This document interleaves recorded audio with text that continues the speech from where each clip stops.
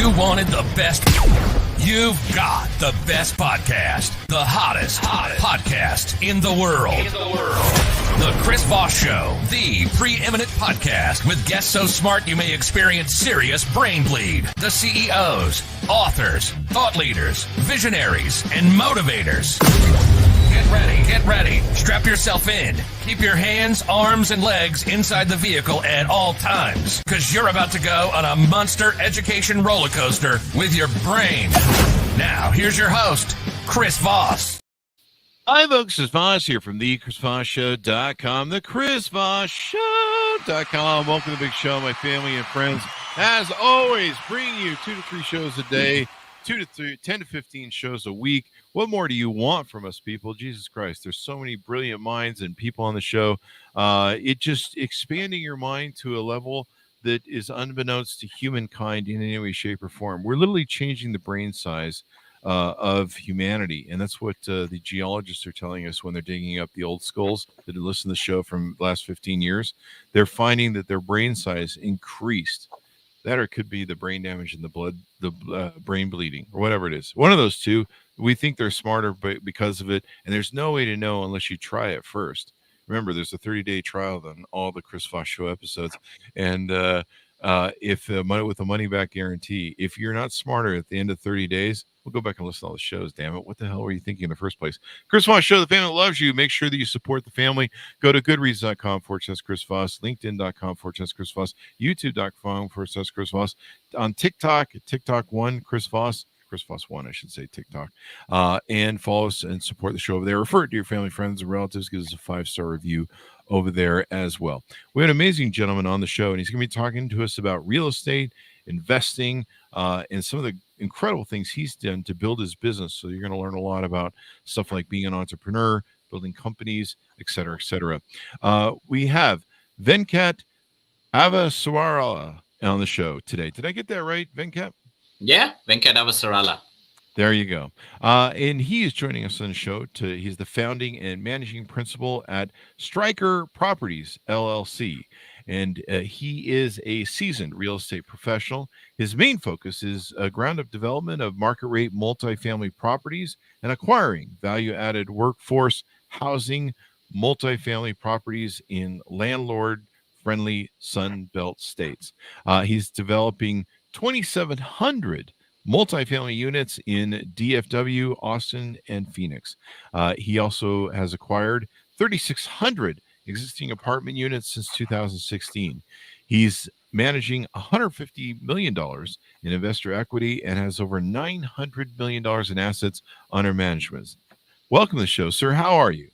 Doing well. Thanks for having me, Chris. There you go. That's quite an impressive executive summary you have there. How long have you been doing this?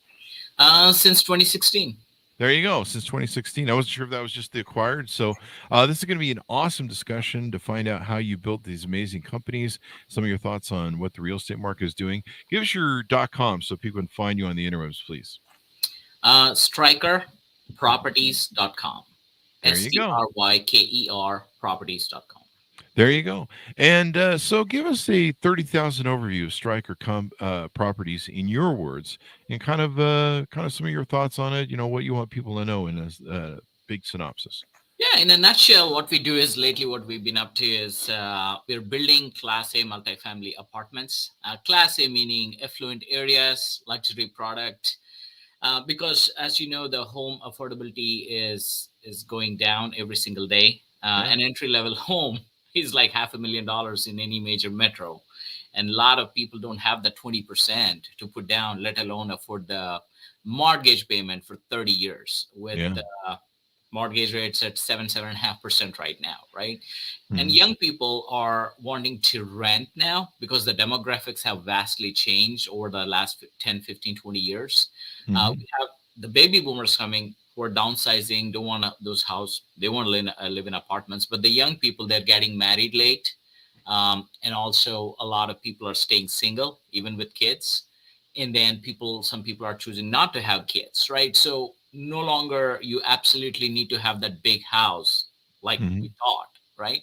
And also affordability is another thing. And also gig economy is up. Nobody, the young people especially, is not very keen on doing 9 to 5. They want to live here in this metro for a couple of years there. Mhm.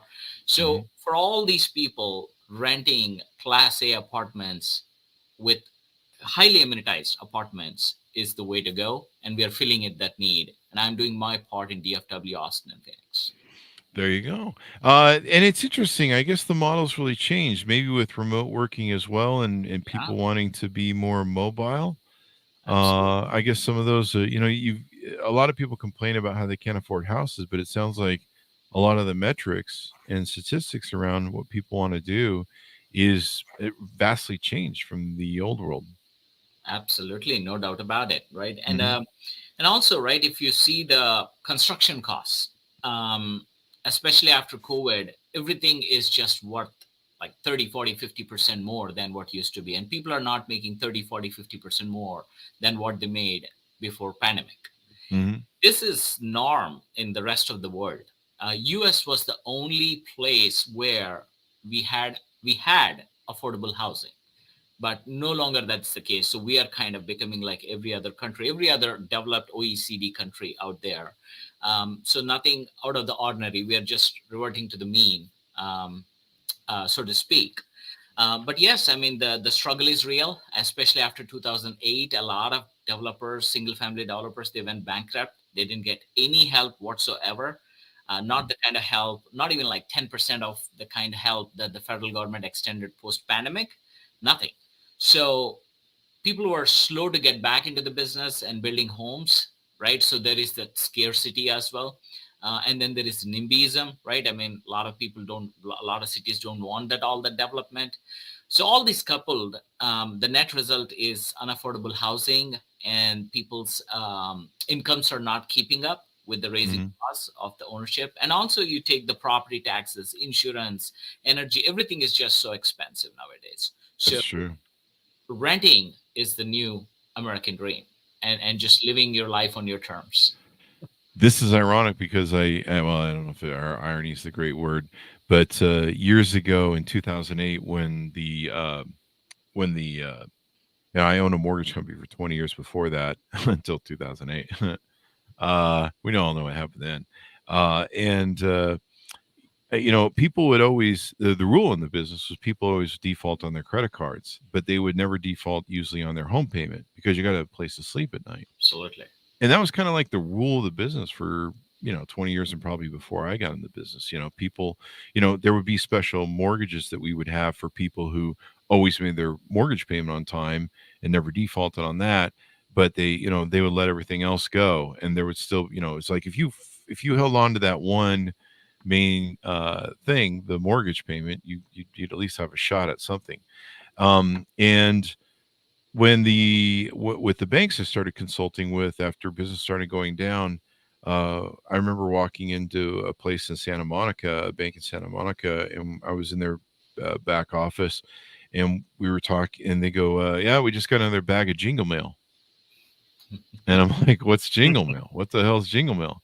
And they go, "Well, there's so many people, taking their keys and throwing them in the mail, just saying, hell with this. Here's my keys. Take my home. I don't care. My investment home, my second, third properties." Um, that when the postal service guy shows up, the mailbag jingles, and they call I it agree. jingle mail. And I'm like, "Are Wow. you kidding me?" And they showed me, and I was like, "This is extraordinary." And then we started seeing the stats that people were keeping their credit cards and their stupid Land Rovers and crap that they overpaid for, uh, and giving up their homes. And I'm like, "This is extraordinary," Yeah. because this is a shift in how we look at housing and investments, and I don't know, in any new generation. I don't know what's going on. But basically, I predicted at the time, I think, we've gone to renter everything, you know. Are we going to go to renter homes? And this is the new future where no one's going to really own anything anymore. And of course, That's pretty that much came it. then came rentable music, Spotify and all those other things. And no one owns music. And then it's I'm just like, holy crap, this seems to be where we're going. And what do you know? Here we are. So give us an idea. What got you into this business? What got you into real estate? What's your hero's journey, your upbringing, and what motivated you to start your own company? Yeah. So I'm originally from India, South India. And back home, I did my bachelor's in electronics and communication engineering. I came to US in 2002 as a student to pursue my master's in electrical engineering. Once I completed it in 2004, we were just getting out of recession at the time. And then suddenly I find myself in a situation where I came here, but all the jobs went to Asia, right? Entry-level jobs that do, right? And at chips, electrical engineering, VLSI is a hot topic right now, but not so much back then. So I ended up pivoting to IT because IT was doing really good, pays really well. So I didn't look back. I did my 14-year stint with IT, worked for several Fortune 500 companies. There you But go. 2008, when I was in Dallas one day, October 2008, I precisely remember, as the onset of the Great Recession, right? So I was going to my work and like every day, 9 a.m. in the morning. And then as I walk through towards the building, I see that there's fire engine there, there's ambulances. And then I started hearing screams and I said, okay, something bad's going to happen. And I went closer and then I saw people on the floor crying, moaning and all that, right? So something really bad. Okay, what happened there was they were mass firing 300 people, laying off 300 people.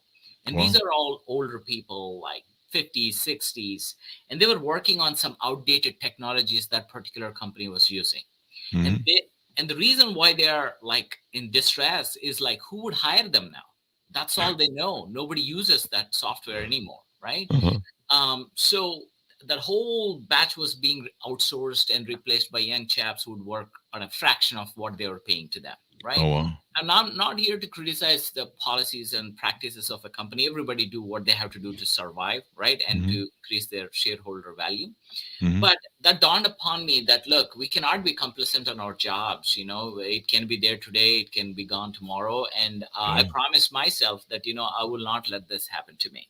And then started my quest. I was very focused, obviously, right? More on my job and everything. But at the same time, I used my nights and weekends not to watch TV anymore, but rather I was looking for, okay, how else I can generate some income where if I were to lose my job, I won't be on the floor crying. Right. So then I found real estate and then I started out small by doing some single family homes.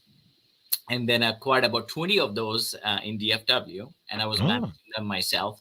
By 2015, I found myself in a position where I'm bringing in more income with my rental homes, cash flow from my rental homes, than what I'm bringing from my day job. So I felt really comfortable, and that, look, even if me and my wife were to lose our jobs, the mortgage will get paid, the Netflix will get paid. I mean, we can eat, so that's good. Right. Then I just want to see what else I can do from here. And then started buying apartments, existing apartments, workforce apartments. So these are built in 60s, 70s, 80s, neglected and all that. Right. So we went there. In other words, basically, I was flipping apartment complexes. We don't use the word flipping because it's not done 3 to 6 months, but rather 2 to 3 years. To fully renovate, upgrade the apartments, increase the rents, increase the income, and sell it for a profit and hold it for cash flow, either or, right? So that is what I was doing. And then that is when I started syndicating. Then I started bringing in my network as my investors, where I'm the general partner, where I find these apartments, raise money, arrange the debt, do all the work. But the passive investors, they just invest their money and get their cash flow and their appreciation. Because now I'm in kind of a big boys league. Each property, my very first property was 3.5 million. I needed a $1.2 million down payment, which I wasn't liquid like that at the time. So I raised money and then I did a second one and third one, ended up eventually buying about 3,600 units. And that business was fine until COVID. But after COVID, what I quickly realized is that the workforce, that is the folks who makes, let's say, $40,000 to $75,000 of household income, they were doing fine until 2019. But after that, I mean, they got disproportionately hit. These folks usually don't have bank balances, right? I mean, they don't have emergency funds and all that. And suddenly when the whole world shuts down on them, they immediately got into distress. So I saw the writing on the wall, but then government stepped in and helped everybody tremendously. So I called the peak on this thing and sold pretty much almost everything, 95% of everything at the peak of the market by 2021, before the interest rates went out. I did not predict the interest rates will go up, but what I saw was who's hurting and who's doing well.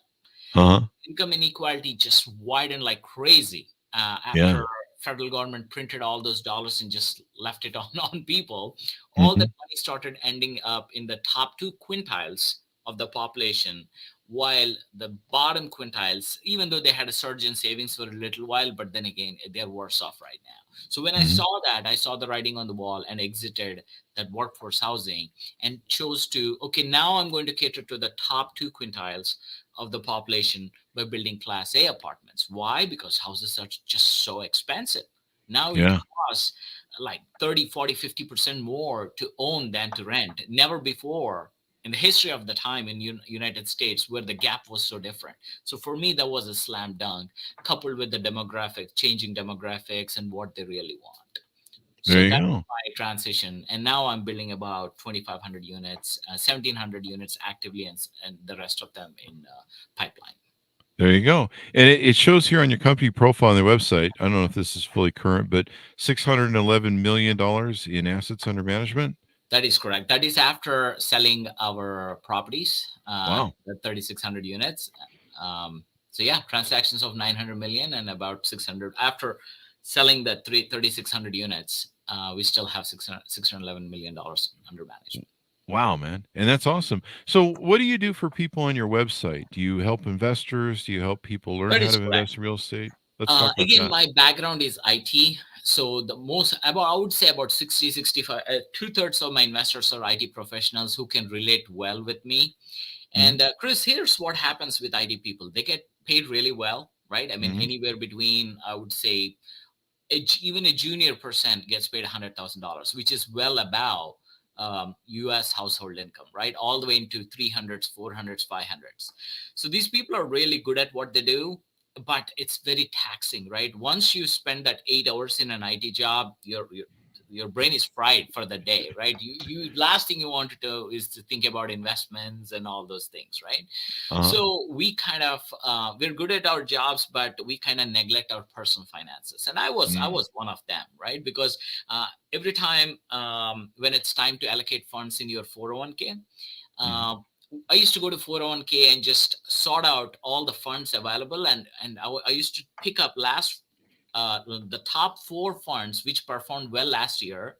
I don't even care which that is, right? I sorted them out, check, 25% each. Oh, I'm diversified, hit enter, I'm done. That's the way I used to invest, because Mhm. I don't want to spend any of my mental capacity on this personal finance because I had enough at the work, right? Mentally taxing work. And that is not the way to build wealth, right? That is definitely not the way to build wealth. And that is the message I give to my investors, and that it resonates with them because they feel that, yep, I'm guilty of that too, so I got to do better, right? So that's why. And then Andrew Carnegie back into 1920s itself said that 90% of the millionaires in this country are made out of real estate, right? Because Oh, yeah. you cannot mess with it, right? It's not a stock that you can buy this morning and sell this evening and all that. Once you make an investment, you're pretty much tied up, and you don't get to mess with it. You let it grow. And every year it's costs more to build something, right? I mean, it's the inflation, Mhm. the labor, the material, and everything. So the fact that you cannot mess with it on a daily basis or a weekly basis or a monthly basis, let it grow, and makes you a millionaire slowly. It's not like a Bitcoin where you can be a millionaire next week or a pauper the day after, right? Yeah. So it's tried and tested. Real estate is the way to go, and I have my niche. I don't want to do anything and everything in real estate. My niche is Class A apartments. Definitely. It doesn't have that volatility. It seems like, in things you can do that are high risk, there's more volatility and you're right. What like Warren Buffett says, invest for the long term, play Yeah. it out long wise. We've had one of the billionaire investors who runs one of the big hedge funds on the thing, and he's like, just buy it and hold it. If you try and game the market sometimes and try and catch, different little sort of things that go viral, then you're probably going to end up screwing it up. And And so this brings up a lot of good things. So on the website, you've got several different things I'm looking at on how investors or potential investors can look at to working with you. You've got join, learn, invest, and enjoy in what you call the Investors Club. Give us a deep dive on that, if you would. Yeah, like I was saying, right? So most of my investors, I would say two-thirds are IT professionals, and the rest of them are usually physicians, doctors, Hmm. which are more or less in the same boat, and Hmm. then very busy business owners who doesn't have anything else, time for anything else other than running their day-to-day business, right? So these are the three kinds of investors, and I have some retirees too, who invest with me. Hmm. What I try to do is to articulate as clearly as possible on why we are doing this and what we are doing this. Hmm. And one example I often give them is like, let's say you teleport back into, let's say, early March 2020. Somebody bought stock, somebody bought invested with me in, let's say, an apartment complex, right? And then the pandemic rolled in. The person who bought in the stock, the fear took over and he sold his stock because market dived like 30% or something like that, right? So Yeah. the person, the fear comes in on an average investor and they sold their stock only to see that stock skyrocket in like next couple of months, right? Well, Hmm. too late, right? You sold your stock for loss. But the guy who invested in real estate, he can't do that, right? So basically, he has to swallow his fear. And then we came up super top on that. So that is what I'm talking about, right? An average investor is consumed by fear and greed. And if they turn on the TV and if they see that, oh, you know what, everything is going up, okay, let's buy at the top.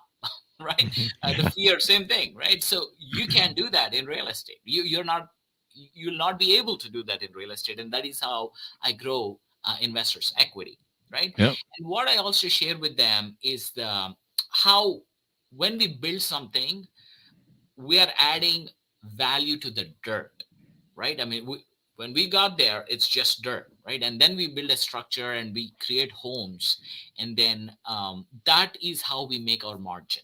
We don't buy something and just hope and pray, like it gets, it'll Hmm. appreciate and all that. Appreciation is always welcome, but my kind of investing, right, when we build these apartments or even take a patch of land and and take it through the city, get it entitled and sell it in parcels, this is all work. We Hmm. actually work and put our elbow grease into it, so to speak, to create the value for our shareholders there. So this There is you the go. learning part that I want my investors to know. And then I go about, okay, not all states are created equal, not all markets are created equal, right? So that's what that is when I hone in on, okay, how to pick the markets where you want to invest, how do you pick the sub markets and why. Basically, I chase affluent tenants, as simple as that. And the reason is these Oh. folks are not rent burdened. So if you Hmm. pay more than 30% of your gross income in housing, then you're considered rent burdened or Ah. mortgage burden, right?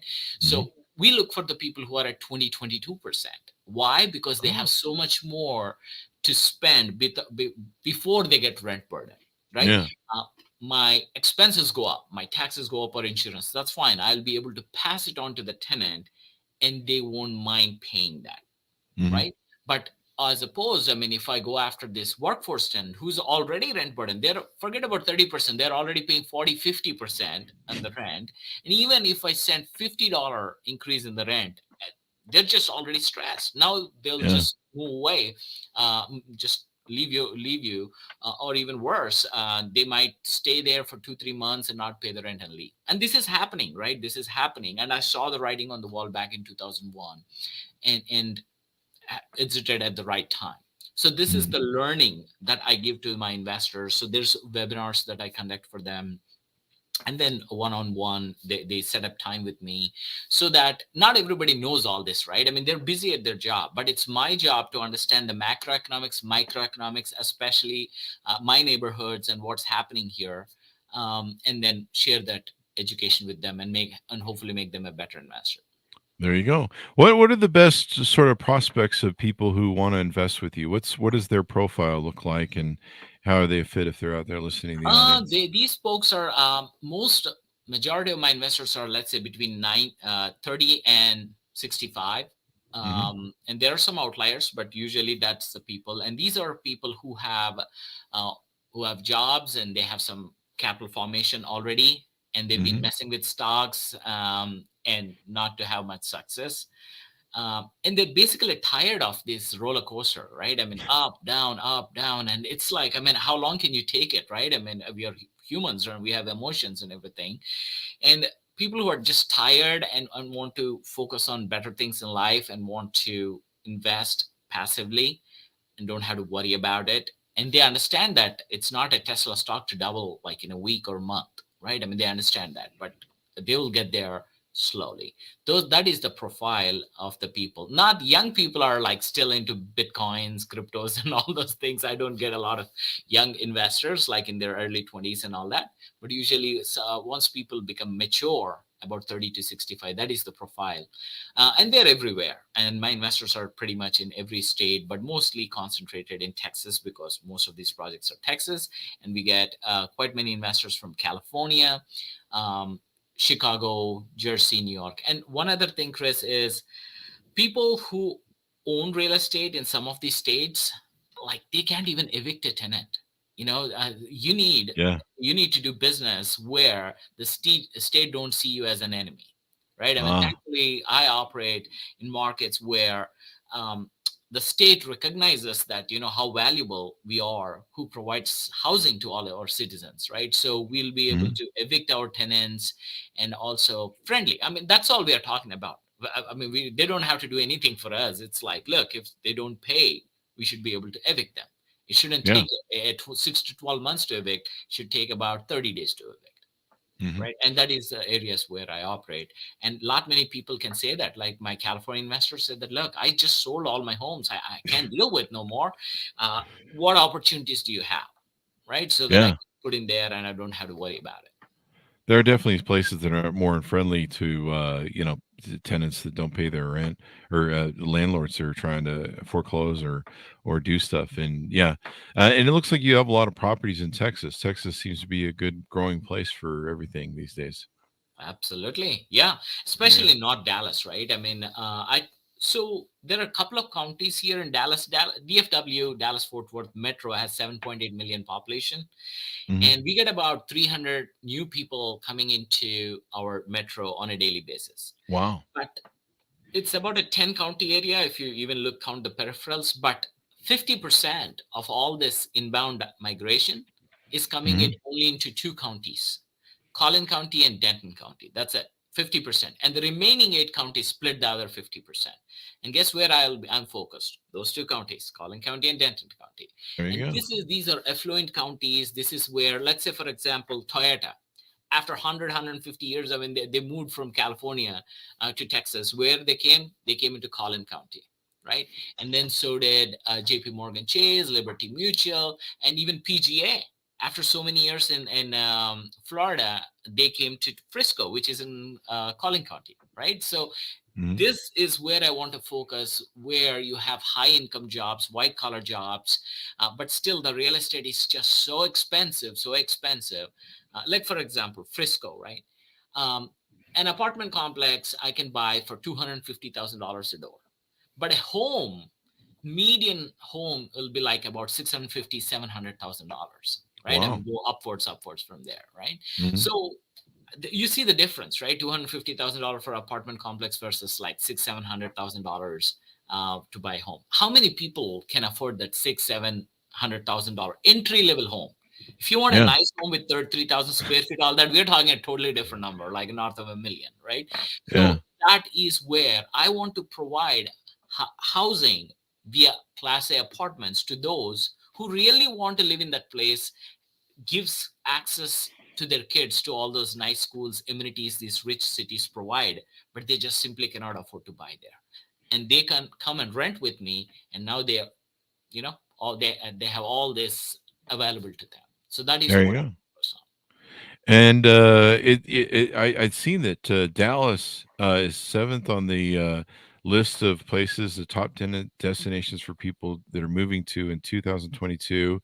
Houston was second, or I'm sorry, in number one spot for the second year in a row in Houston, and then San Antonio number nine, and Austin 10. So basically, four of the top 10 cities people are moving to are in Texas. So Absolutely.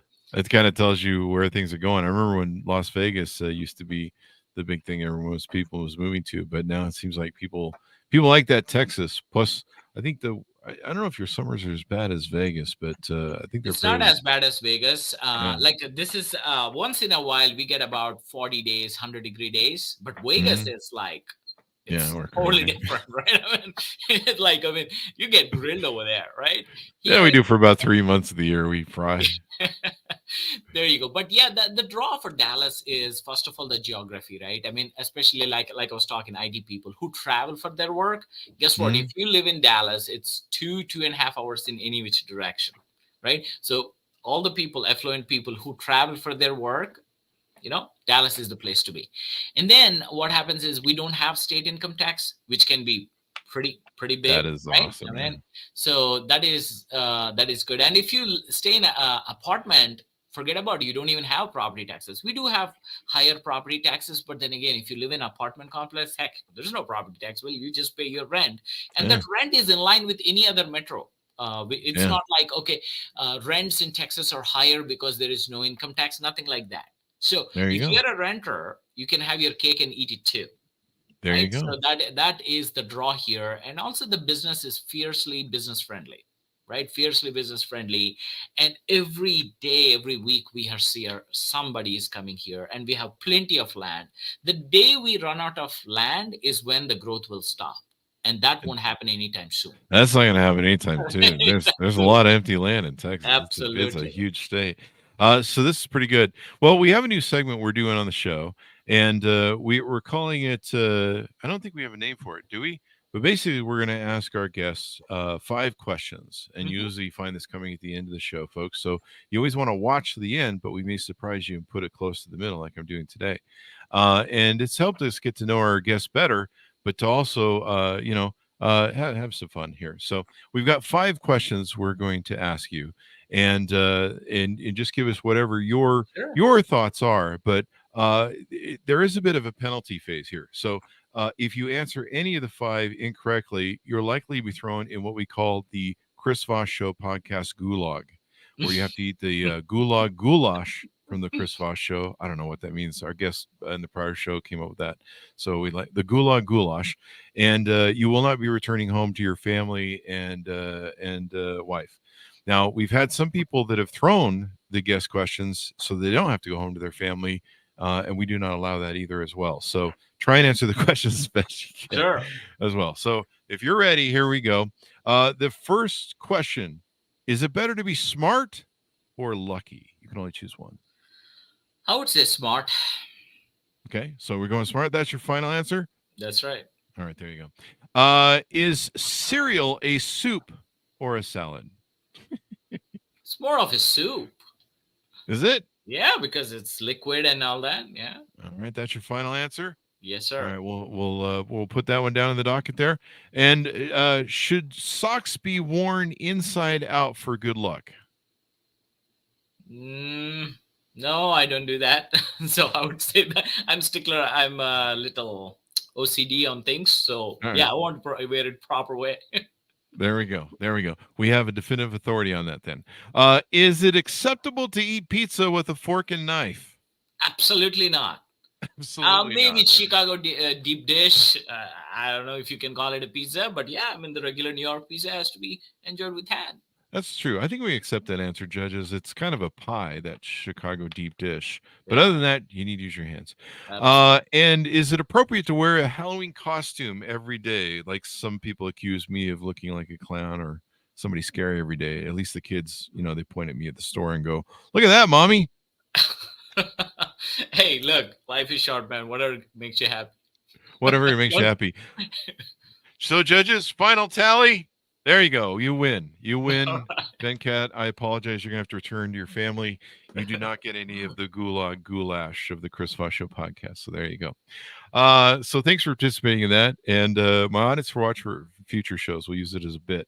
And give us your final thoughts, your final pitch on people you want to have work with you. Go to your website, join your investor club, invest with you.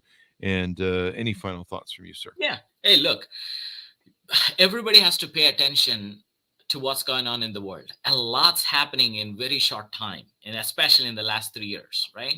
So we got independence in 1776. It took 250 plus years to build up to $7 trillion in M2 money supply. That's all the money, right? At the onset of Great Recession. Fast forward 15 years, short 15 years, and our money supply tripled from 7 to 21. And all that money is flushing into anything and everything, right? The homes become expensive. They're buying up all the private businesses. They're buying up all the hospitals and all that. Look, we can sit here and complain about all that or join it, right? Or join it. What I chose to do, if we are on the sidelines, guess what's happening, right? The money that we have in our hand is losing its value by the second until it's worth nothing. So we have to jump and grab those dollars that Fed is printing and throwing into the world, so to speak, just to be graphic, right? And whoever does that better with discipline will win in this thing, because otherwise everything that you care and need in this life is getting expensive. Your kids' education, a home, a medical services, everything is just expensive. So my message to all the wonderful people out there is pay attention, invest, and just educate yourself and invest. And it's not over. It's going to get a lot worse right now, because we are paying $1 trillion. The federal government this year will bring in $5 trillion in tax revenue. $1 trillion is going to interest payments. $800 billion is going to defense. So it's now more than defense. Guess what they're going to do? They're going to print more dollars. It's just a matter of time, right? So position yourself. Otherwise, you'll be left out. That is all my message. And the choice I took is to build Class A apartments and be of use to the community and get rich in the process along with my investors. There you go. That's all I got to say. There you go. Give us your .com so people can find you on the interwebs, please. Yeah, Stryker, STRYKER, properties.com. There you go. Thank you very much, sir, for coming on the show. We really appreciate it. Very insightful, and we'll look forward to your success. Future success. I mean, you're already being successful. There you go. More of it.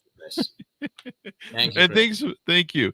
And thanks to my audience for tuning in. As always, refer the show to your family, friends, and relatives. We just started a new 5-question bit that's funny as hell. If that doesn't get you to refer the show to your family and friends, what more do you want from me, people? Jesus. Go to goodreads.com/Chris Voss, LinkedIn.com/Chris Voss, YouTube.com/Chris Voss, and Chris Voss 1 at TikTok. Thanks for tuning in. Be good to each other and invest in your future. We'll see you guys next time.